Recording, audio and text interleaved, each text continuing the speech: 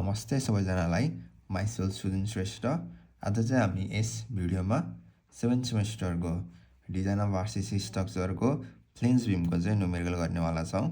So हामीलाई दिएको question यो रहेको छ।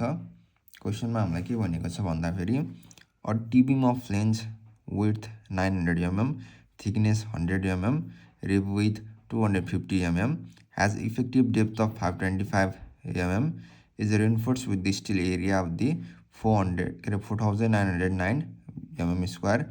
Find the ultimate MOR of this section. Use jump 20 mix and FE 250 steel रे। सो हामीलाई टी बिम फ्लेन्ज दिएको छ जसको हाम्रो फ्लेन्ज विड्थ भनेको 900 mm छ। त्यसको ओभरअल डेप्थ भनेको हाम्रो यहाँ इफेक्टिभ डेप्थ चाहिँ हाम्रो 525 mm रहेछ। अनि यसको हाम्रो जुन यो थिकनेस हुन्छ नि यो चाहिँ हाम्रो फ्लेन्जको चाहिँ 100 mm र हाम्रो यो तल वेबको चाहिँ हाम्रो 250 mm चाहिँ हामीलाई दिएको रहेछ। सो हामीलाई चाहिँ M20 मिक्स र FE 250 स्टिल युज गरेर चाहिँ हामीलाई अल्टिमेट मोमेन्ट अफ रेजिस्टेन्स निकाल्न भनिएको छ है त। सो हाम्रो फ्लेन्ज बिमको लागि चाहिँ हाम्रो तीनटा कन्डिसन हुन्छ, तीनटा कन्डिसन चेक गर्नुपर्ने हुन्छ। अनि त्यही अनुसार चाहिँ हामीले के गर्नुपर्ने हुन्छ, यो के अरे न्युट्रल एक्सिस डेप्थ र मोमेन्ट अफ रेजिस्टेन्स निकाल्नुपर्ने हुन्छ है त। सो गरौँ, धेरै गाह्रो छैन, सजिलो छ। सो अब हामीलाई के भयो, यो भनेको हाम्रो BF भयो जुन हाम्रो 900 mm छ, यो भनेको हाम्रो DF भयो जुन हाम्रो 100 mm छ, यो भनेको हाम्रो BW भयो 250 छ, यो भनेको हाम्रो D भयो 525 छ, 250 र D भनेको 525। अनि हामीलाई यहाँ के दिएको छ भन्दाखेरि reinforce with the stilt area of the 4909 भनेपछि हाम्रो यो AST को के अरे एरिया दिएको है, जुनमा चाहिँ हामीले यहाँ यस्तो प्रोभाइड गरेको हुन्छौँ नि स्टिल रोडहरू, त्यसको चाहिँ टोटल एरिया कति दिएको छ भन्दाखेरि 4909 mm स्क्वायर चाहिँ हाम्रो एरिया दिएको छ है त। अब FCK 20 मिक्सको भनेको FI भनेको FE 250 स्टिलको युज गर्न भनेर भनेको यो सबै गिभनको भइहाल्यो है त। अब हामीले के गर्छौँ, हामीले न्युट्रल एक्सिस डेप्थलाई चेक गर्छौँ। सो एक्सु म्याक्स भनेको कति हुन्छ, हाम्रो 250 स्टिलको लागि 0.53 डी हो फर्मुला हैन। सो 0.53 भयो, डी भनेको हाम्रो कति हुने भयो 525 भयो, यसलाई मल्टिप्लाई गर्दा फेरि हाम्रो 278.25 mm चाहिँ हाम्रो म्याक्सिमम न्युट्रल एक्सिस डेप्थ आयो।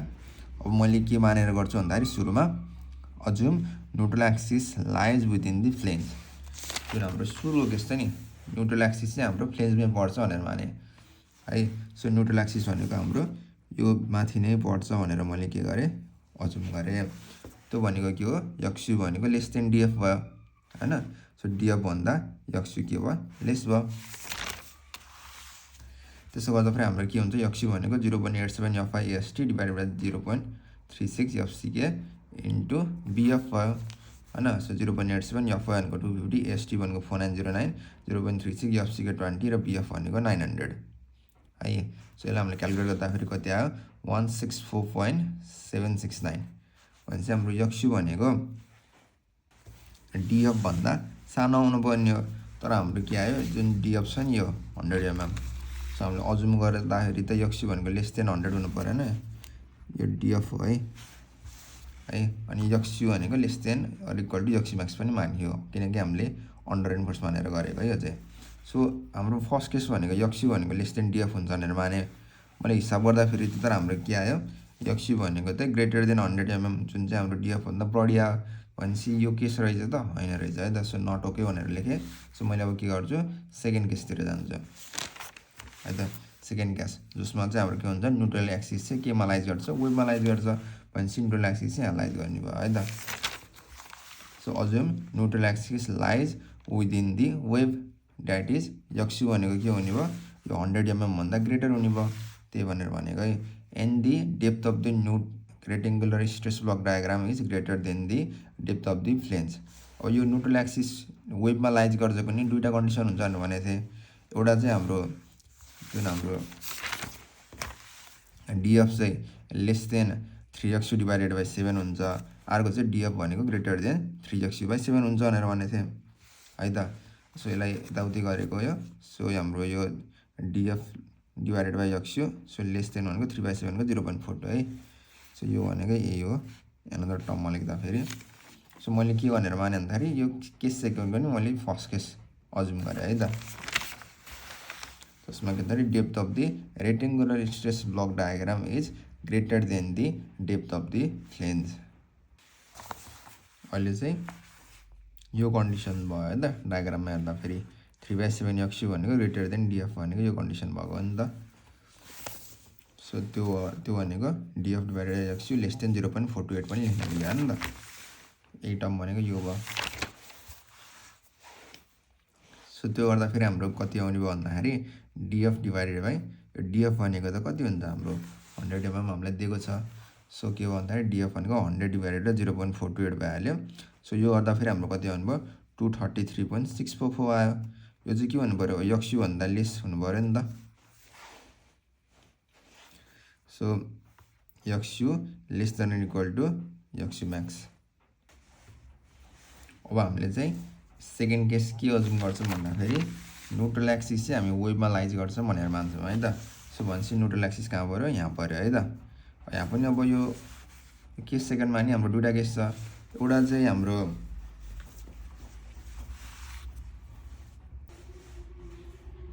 अब यो नट ओके भइसकेपछि अब हामी सेकेन्ड केसमा जाऊँ है त। सेकेन्ड केस भनेको हाम्रो के हो भने the neutral axis lies within the web भनेपछि हाम्रो के भन्दा न्युट्रल एक्सिस चाहिँ यो कन्डिसनमा पऱ्यो भनेर माने कि। अब यो वेबमा पर्दा पनि हाम्रो दुईवटा टाइपको कन्डिसन हुन्छ है।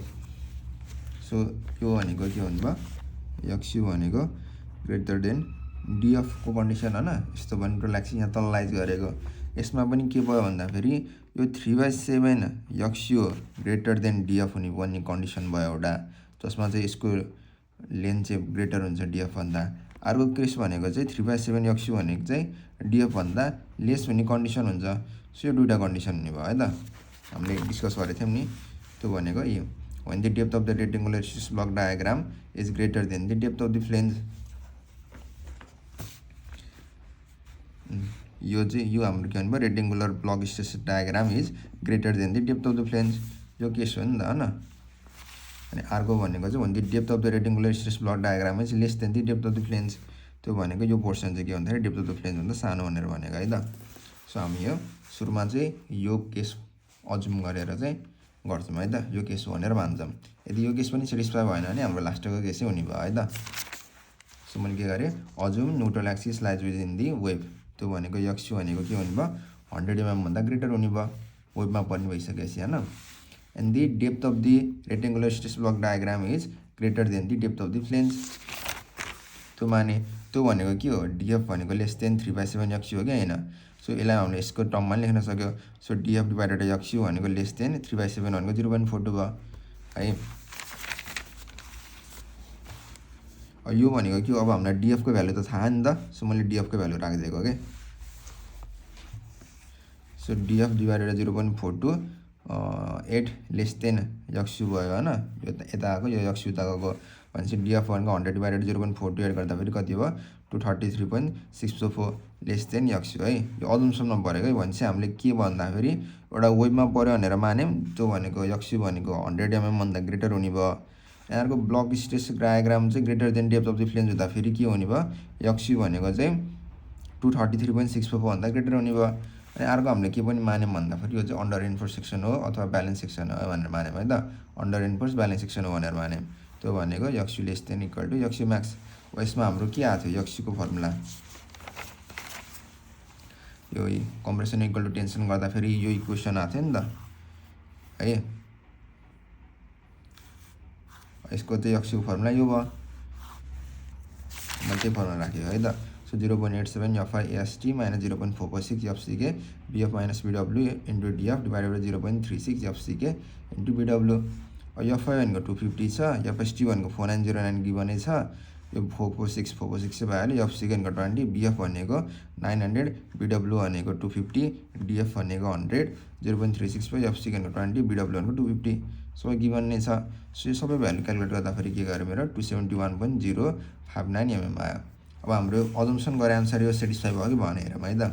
सो सुरुमा 100 mm भन्दा ग्रेटर हुनुपर्छ भयो। अनि अर्को हाम्रो यक्स यू भनेको 233.644 भन्दा ग्रेटर हुनुपर्छ भयो। अनि अर्को हाम्रो यक्स यू म्याक्स छ नि यक्स यू म्याक्स भन्दा कम हुनु पऱ्यो। यक्स यू म्याक्स भनेको हाम्रो कति हुन्छ यक्स यू म्याक्स भनेको 278.225 हो।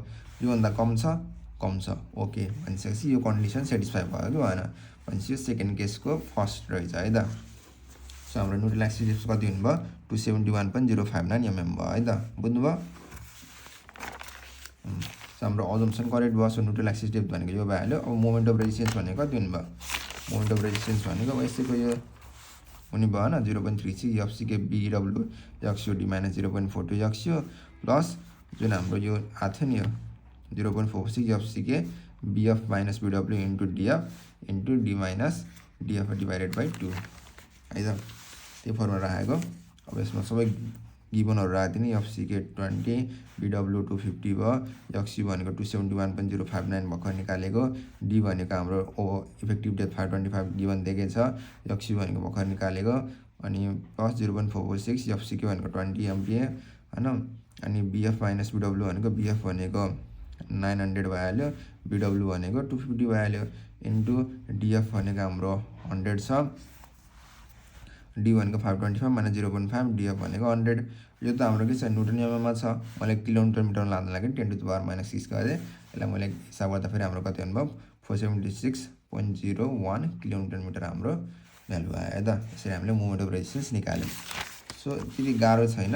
सो अजम्सन गर्ने, अजम्सन अनुसार निकाल्दै जाने, जुन सेटिस्फाई हुन्छ त्यही नै करेक्ट हुन्छ, अनि हामीले मोमेन्ट अफ रेजिस्टेन्स निकाल्यौँ है त। सो आजको लागि यति। Thank you.